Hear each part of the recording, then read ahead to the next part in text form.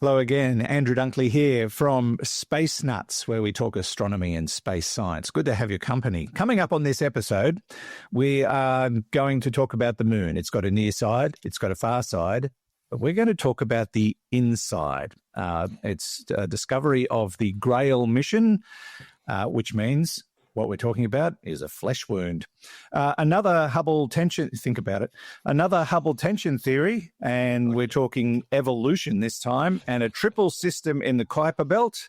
So buckle up for this episode of Space Nuts. 15 seconds, guidance is internal. 10, 9, ignition sequence start. Space Nuts. 5, 4, 3, 2. 1, 2, 3, 4, 5, 5, 4, 3, 2, 1. Space Nuts. Astronauts report it feels good. And back with us again is Professor Fred Watson, astronomer at large. Hello, Fred. Hello, Andrew. Hello. It took me a couple of seconds, but I did get the flesh wound. Flesh wound. At the Grail mission. Only a flesh wound. It's only a flesh wound. Yeah, that's right. No arms, no legs, but nothing. Flesh wound. No. That's a flesh wound. So yes, that I can't help dad jokes, and when I do the presentations at golf on Fridays, which has become my job somehow, I always have to finish on a dad joke. It's just become a thing. Yes. So yes, I'm sure it has. The reputation continues to spread. Yeah. We'll be talking dad jokes in our next episode, our Q&A episode as well.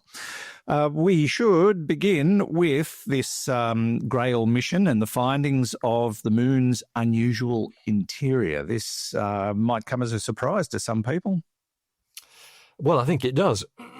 Excuse me. I think it did come as a surprise when the discovery was made as well. These are scientists from NASA and other institutions. Yeah, let's do the dad joke first. It's not Monty Python and the Holy Grail. Grail stands for Gravity Recovery and Interior Laboratory. And it was a mission which I guess it was it's probably a decade ago. It's a very, very neat piece of research. And NASA, the clever stuff that they do is just unbelievable. So what do you do if you want to sense the gravity of a planet that you're flying over? You want to map out the gravitational details. And by doing that, you can work out what's underneath the surface because that's usually what affects the gravity above the surface of a planet. And I'm talking now about, really minor differences and discrepancies in gravity. How the Grail mission worked, and I'm kind of casting my memory back now, 2 spacecraft in orbit around the moon separate they're both in the same orbit. They were separated, I think, by about 200 kilometers, one in front of the other. But the distance between them could be detected by microwave transmission to well under a millimeter. I can't remember what it was. It was a few microns, I think. Right. But this tiny, tiny difference between the position of the 2 spacecraft, you can measure it by these microwave signals. And so as the 2 spacecraft go around the moon, their separation changes slightly as a result of the gravitational pull of the terrain beneath them. And it actually is a really very sensitive way. I love the fact that they rediscovered something that we talked about in the very earliest history of moon exploration, back in the Gemini and Apollo era, back in the 1960s, mass cons, which were mass concentrations of mass that were unexpected underneath the moon's surface. They were actually measured just by spacecraft that were single spacecraft orbiting the moon. But Grail actually mapped them out in much more detail. We know a lot more about these mass cons now than we did before. But what has happened, and by the way, I should just mention one, I should have put this in as a quirky factoid, shouldn't I? Maybe. Flippant factoid, that the 2 spacecraft, the 2 components of Grail, do you remember what they were called? Oh, no. ebb and flow. And I think it was school kids who did that. If I remember rightly, NASA sent out a competition saying, we've got 2 spacecraft in orbit around the moon. What do you want to call them?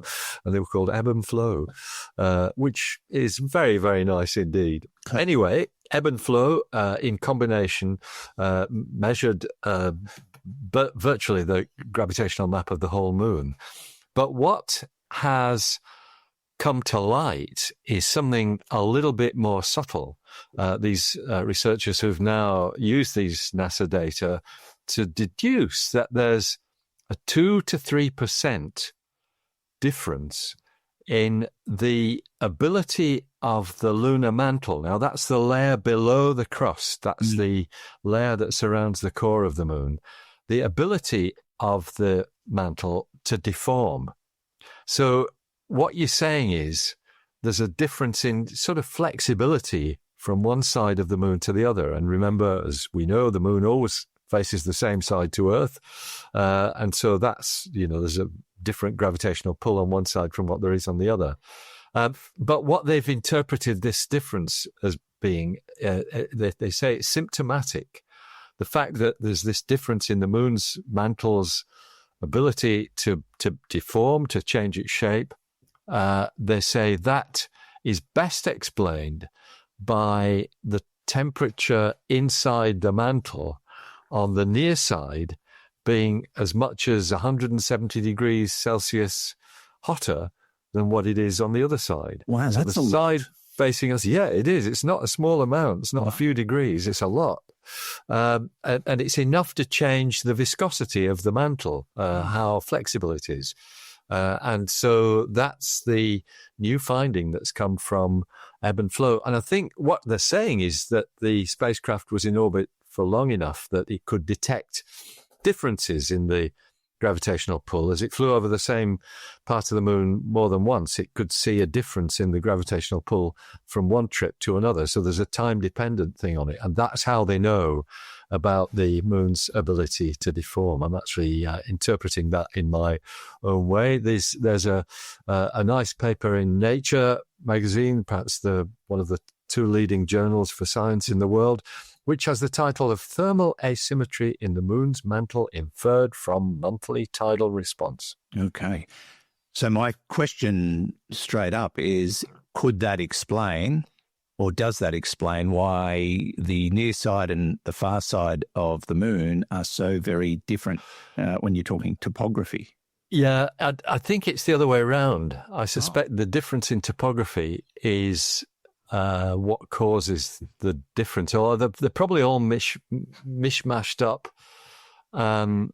into the same sort of thing. But the moon's near side, I think you probably, the way you've put it actually, Andrew, is probably more correct. The moon's near side has had much more volcanic activity than the far side. This is between 3 and 4 billion years ago. It was highly volcanically active, which is why we've got all these lava flows on the near side, which we see as the Maria, the grey patches on the moon. But the details of what these researchers think contributes to the difference in temperature, they suggest I think this is Nature's press release, so I might just read straight from it. They hypothesize that this thermal difference could be sustained by radioactive decay of thorium and titanium within the moon's near side, which could be a remnant of the volcanic activity that formed the near side surface 3 to 4 billion years ago. That is really interesting. Yeah, I'm fascinated by a couple of things, that we're using old data to make new discoveries. We've talked about that in other studies that have, or papers that have been released in recent years. Also, the fact that there's effects on the moon that we see in other parts of the solar system, with variations in the way the moons interact with their host planet, for example, I suppose. It's a similar situation, is it not? Yes, that's right. So you've got, and in fact, most of these moons around, certainly the giant planets, are which is where most of the moons in the solar system are. There's only 3 in the inner solar system, ours and Mars' 2 little satellites. But places like Enceladus, Ganymede, perhaps Callisto, Europa around Jupiter, perhaps Titan as well. They could use this technology to actually interpret what's going on inside these worlds without having to land a spacecraft on the surface. That's the great thing, because putting something into orbit around Enceladus, for example, would be much more straightforward, much less energy hungry than putting a spacecraft down onto the surface, where you've got all the risks of collisions and tipping over, like several of the lunar probes have done. They've fallen over. Yep. All of that is the hazard when you're landing something on the surface. So, yeah, I think it's got a future. Now, you can, as I kind of mentioned earlier, you can do some of this kind of work with a single spacecraft, but if you can launch 2 with this microwave bridge between them, then you can do much, much more, as the Grail spacecraft demonstrated. Okay, so the moon is not as it seems, at least not on the inside. Well, no, that's right. Or maybe it is as it seems, because the 2 sides are so different when you look at them. As you said, the topography is quite different from one side to the other. Yeah, it's a great story. If you'd like to read up on that, you can go find the paper if you can remember the title of it, because it's got more than 3 words in it, so I'm stuffed. But dailygalaxy.com is the website, dailygalaxy.com. This is Space Nuts with Andrew Dunkley and Professor Fred Watson. 3, 2, 1. Space Nuts. Fred, I neglected to mention my office background at the beginning. If I just put my thumb over the camera, people on YouTube will see a massive mountain there. That's the Fuego volcano in Guatemala. I took that photo on the 7th of April. And Judy and I have a history of visiting volcanoes, getting home and then finding out they started erupting. And that's exactly what's happened with Fuego. So if you're on YouTube and you're watching us, when we're finished, go and have a look at some of the eruption footage from the Fuego volcano in Guatemala at the moment. It is spectacular. We had to drive between 3 volcanoes to get to the township of Antigua, and you could see these things for miles. I mean, they're stratovolcanoes. They are absolutely enormous. They're around 13,000 feet at the peak above sea level. And they are spectacular. And we literally had to drive between 2 of them to get to the town. That one was on our left, and the Agua volcano was on our right. And the town is in the foothills of the 2 nearest volcanoes. And it's just an awe-inspiring sight. But I just thought it was funny that, well, maybe not funny, but funny that we went to Hawaii, got home, and Kilauea erupted. Happens a lot. Went to Vanuatu, Mount Yasa, got home. It erupted and stopped air traffic for a couple of weeks. And now this one's erupting a month after we were there. So we're not going to be invited back, I don't think. But Fugo's got a history, though. It erupts quite often. But I just thought people would be interested to see a photo of it. As you know, I'm a volcano junkie. So when we were in Iceland earlier in the year, the Reykjanes Peninsula had just erupted as well. Yeah. Well, here there was a lot of steam coming up from the the fissures in the ground. Yeah. In the next few months, we'll be visiting the Canary Islands. Sure. Yeah. So that one's got an active volcano, and we're visiting Iceland as well. Yeah. Could have some stories to tell. Yeah. Could. Yeah. Could. Okay, Fred. Let's move on to our next story, and this one is about yet again. The Hubble Tension, the quirk of space that we can't quite get our heads around. We can't solve the differentials or the problems. Many are saying, look, it's natural, but now another Hubble tension theory, gee, that's hard to say, is making its way into various papers, one in particular, I suspect, because now they're talking about evolution in dark matter. This sounds like pie in the sky type stuff, but we've got to come up with answers. And the only way is to publish papers with theories and toss it around. Indeed, that's right. Like a salad, a space salad. Yeah, I've just I'm hesitating because I've just seen who one of the authors of this paper is. It's a scientist who's known for provocative papers. His name is Avi Loeb, and he's at Harvard Smithsonian Center for Astrophysics. So the paper that we're talking about is called Evolving Dark Energy or Evolving Dark Matter. This is really esoteric stuff, Andrew. We're always, when we're talking about this stuff, we're just glossing over a lot of really detailed science that it goes into realms that even I struggle with, and I'm not actually a cosmologist, which is why, but I'm supposed to know my way around some of these topics better than perhaps the person in the street is. And this comes down to something called the equation of state, which you and I haven't talked about. Mm-hmm. But the equation of state is a parameter in the universe, or it's a parameter generally. It comes from thermodynamics, which essentially characterizes, as the name almost implies, it characterizes the overall behavior of the universe. The equation of state, symbolized by the character W. So the work that's been reported here, and as I've said, it's there's basically a preprint, as we used to call them. This is a paper that's not yet been refereed, which is going to go into, I can't see what journal it's aiming for, but it is called, essentially, the title of the paper, Evolving Dark Energy or Evolving Dark Matter. I'm going to read you the abstract. Okay. Because that kind of tells the story, even if you don't know what the details are.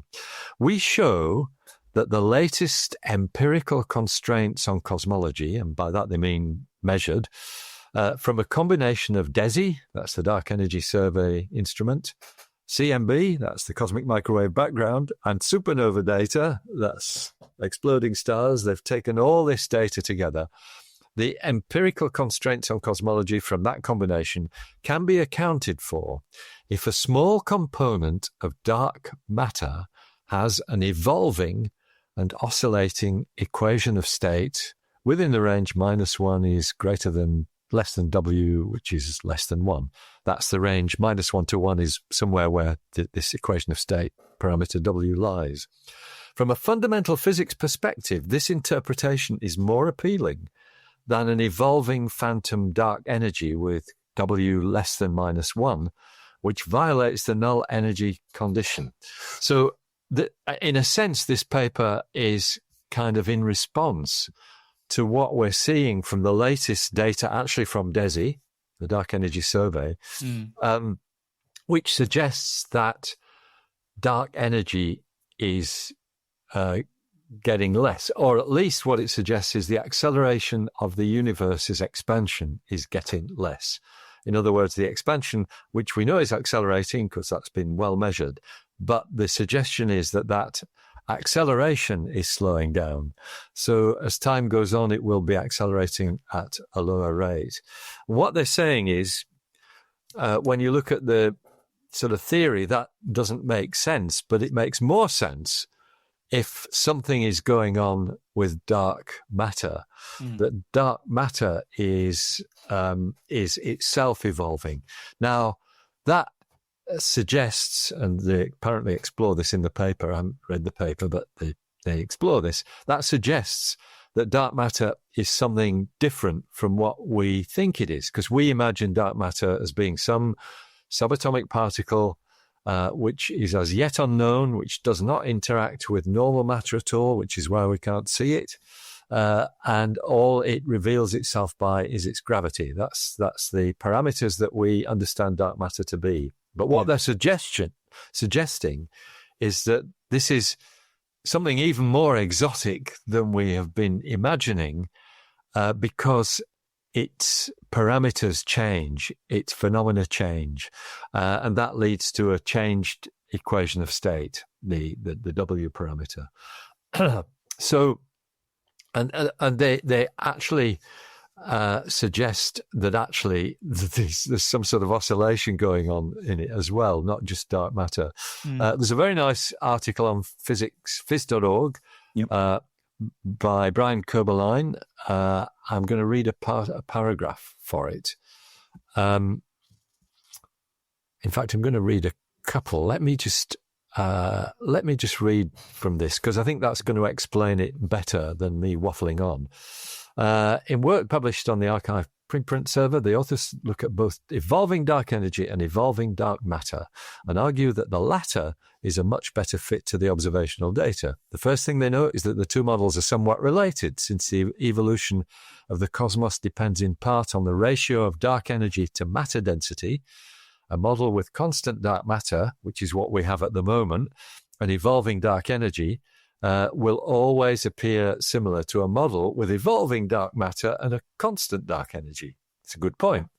They then go on to explore the idea of some kind of exotic dark matter, one that has a changeable equation of state. To match observation, the dark matter equation of state must oscillate in time.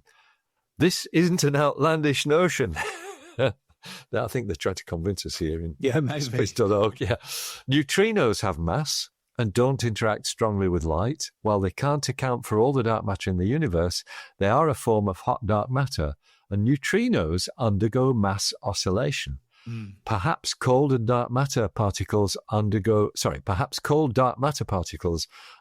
a similar oscillatory effect. The authors find that the best fit to observational data is a universe where about 15% of the cold dark matter is oscillatory and the remaining 85% is standard dark matter. This would allow for the Hubble tension to be covered while still matching the dark matter observations we have. And I love the last paragraph. Yeah, I do too. I was just reading it. It should be stressed that this work presents a toy model. As the authors themselves note, the work is a broad concept that does not pin down specific constraints for dark matter particles, but the work does open the door to a broader range of dark matter models. At this point, evolving dark matter is worth considering. Well, I agree with that. I think everything's worth considering. I was going to ask you where you stand on this, and if it's worth considering, then obviously it is, but it just adds another potential explanation of something we know very little about. And and we worry about a lot, especially on Space Nuts. Yes, and we get a lot of questions about it, and so there are a lot of people thinking about this stuff, if it's in fact stuff. Yes, well, yes, that's right. It could be something other than stuff. Yes. So it's a really interesting idea. And well, I suppose it'll get tossed around and people will come up with other explanations. But the thing is, a paper like this, even if it's wrong, may spawn a level of thinking that might send us down a path where we might eventually figure it out. I mean, that's another possibility. That's true. That's correct. That's the way science works as well, exactly as you said. Yes, indeed. All right. As Fred said, you can read all about it at the phys.org website. That's phys.org, or you can read the published paper on the arXiv reprint server if you like. This is Space Nuts. Andrew Dunkley here. Fred Watson there. Okay, we checked all 4 systems and skiing was a go. Space Nuts. Our final topic today, Fred, is a really interesting one, and it is going to take us to the Kuiper Belt. So tighten up your buckle and get ready for this one, because we think there has been discovered a triple system in the Kuiper Belt. Now, when we talk about the Kuiper Belt, we don't really, we've only been there a couple of times, fairly recent missions in the last decade or so. But we've only had close-up observations of 2 objects in the Kuiper Belt. So this discovery was actually made not by either of those probes, but or the probe in question. It was made from Earth. Am I correct? Yes, that's right. Using the Hubble Space Telescope. Yeah. Which is, still going strong and still a fantastic resource, given that it's now 35 years in space. Yes, it is amazing. That's right. And again, this is a team of researchers from NASA. What they've been doing is looking through Hubble telescope data at this very distant object, which is an asteroid, so it's got a number 148780, and it's known as Algira. That's its name, and they haven't seen the three bodies that they now think make it up, but they've seen two. Wait for it, dad joke coming. Oh, good. Okay, they've seen two of them. So they haven't seen the three bodies. That's a problem. Ah, there we go. Gosh, love it. I don't understand. You must rehearse our conversations weeks in advance, Andrew, to get. No, the scary part is this garbage just pops in there at random moments. It used to happen when I was on the radio. I'd just be talking about something, and a little voice would go, "Hey, tell this joke." Yeah. And then at the end of it, you think, "Oh God, I wish I hadn't." I wish I hadn't said that. Yes. Yeah. Anyway, so it basically is new research, and so they can see two. They can detect that there are two objects orbiting one another. I sense a but. The but is yes. The but is that it looks as though one of them is actually a pair of objects. That's the trick. So we've got two things that have been seen, but one of them is probably a double. And they've had to use the very detailed measurements of the way the object that they can see orbits the other one, the way that orbit changes. That is what tells you that the central object, if I can put it that way, might actually be two. And so it's the outer object, its orbit changes over time, and it's that change that allows the deduction that the central object, if I put it that way, is, they say it's either extremely elongated or it's two separate objects. And that, the odds are that it is actually probably two. Often, though, we've got this situation, especially with these distant asteroids, where you have clearly something that has been a binary, two objects in orbit around one another, but they've gradually collapsed together, not in a violent way, and wound up in contact, which is something we call, believe it or not, a contact binary. And Arakoth is one of the Kuiper Belt objects that you actually just referred to. It's beyond the orbit of Pluto. It was visited by New Horizons. When we saw it, it looked like a snowman, and that was very seasonal because I think it was Christmas time when it was discovered. But the analysis of New Horizons data as it flew past Arakoth showed that it wasn't actually two balls joined together. It was two pancakes joined together, rim to rim. So that it actually looked like a snowman, but from the edge on, it looked a lot more like two pancakes stuck together. Yeah. But that's a common phenomenon. Two objects, whatever their shape is, coming together gently and actually, but basically cementing themselves together just by gravity. But then the sort of gap between them fills in, and you end up with something that looks like a peanut. So I think it's still possible that Algira could have that sort of shape, but they actually say, the research team who's done this, they say that the triple system actually fits the data best.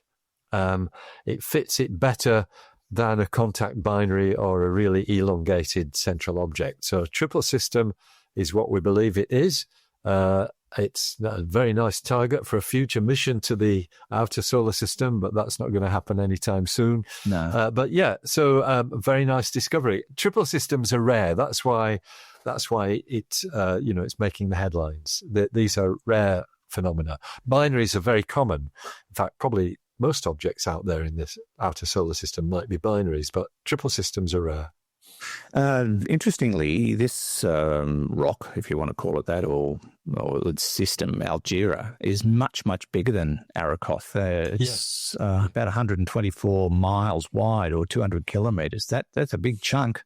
Yes, it is. Yeah, it's a lot more substantial than Arakoth, which was only, if I remember right, it was less than a kilometre, I think. It's amazing that they found it at all to give New Horizons a target beyond Pluto. Yeah. As you say, we're probably not going to go back out there in a hurry. These missions are very long-winded because of the distances involved. We're talking what? 30 AU or something? Yeah, I think this is more. I think it's more like 45 AU or something like that. So it's, AU is an astronomical unit, 150 million kilometres. Yeah, that's a long way away. It's probably an area of our solar system, even though it's so remote, that we need to learn more about because, some of these rocks get bumped and end up heading our way. Yes, that's right. They do, or gravitationally interact with other objects. But you're right. It's in some ways it's the last frontier. It's completing the evidence for the way we think our solar system formed by this icy dust and gas cloud that collapsed, and a lot of this stuff is the last vestiges, the outer vestiges of those. Those objects that eventually went up to make the inner planets. These are worlds that have never been heated, and that's the planets they've been bombarded by gravitational interactions, by collisions and impacts and things of that sort. So they're hot. These worlds have always been cold, and that's why they're so interesting, because they're a sort of fossil of the solar system's earliest history. Yeah. Yeah, well, I guess the time will come where we do extensive studies, but I think we'll have to get better spacecraft and maybe use those superhighways you were talking about. Yeah, that's right. Get out there and have a look. Yep. Yes, if you'd like to read up on that, you can do that at the NASA Science website, or you can go to the study itself, which was published in the Planetary Science Journal. That brings us to the end. Fred, thank you so much. It's a pleasure, Andrew. A nice surprise to see you, and always a pleasure to talk. Good to see you too. And we'll catch you on the very next episode. Don't forget to visit us online. In the meantime, we've got plenty of platforms. We're on Instagram, we're on YouTube, we're on Facebook, we're on our own website, spacenutspodcast.com, spacenuts.io. Either URL will take you to the same place. And have a look around while you're there. And Hugh in the studio, he did actually turn up briefly today, but he forgot to put on his Kuiper Belt and his pants fell down, so he had to make a run for it. From me, Andrew Dunkley. Oh, it's terrible. Thanks for your company. We'll see you on the next episode of Space Nuts. Bye-bye. Space Nuts. You've been listening to the Space Nuts podcast. Mission complete, Houston. Available at Apple Podcasts, Spotify, iHeartRadio, or your favorite podcast player. You can also stream on demand at Bytes.com. This has been another quality podcast production from Bytes.com.